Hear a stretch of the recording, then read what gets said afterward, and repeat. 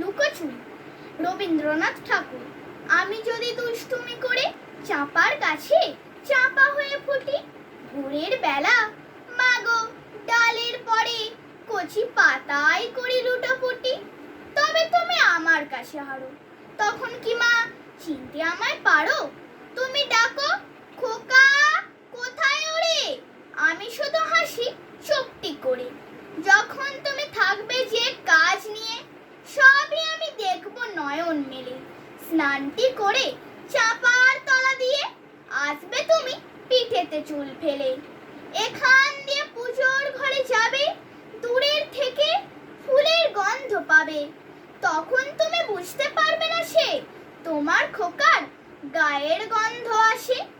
দুপুর বেলা মহাভারত হাতে বসবে তুমি সবার খাওয়া হলে। গাছের ছায়া ঘরের জানালাতে পড়বে এসে তোমার পিঠে কোলে। আমি আমার ছোট্ট ছায়াখানি দোলাবো তোর বইয়ের পরে আনি।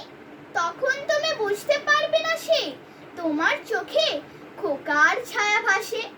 সন্ধে বেলায় প্রদীপ খানি জেলে যখন তুমি যাবে গোয়াল ঘরে, তখন আমি ফুলের খেলা খেলে টুপ করে মা পড়ব ভুঁয়ে ঝরে।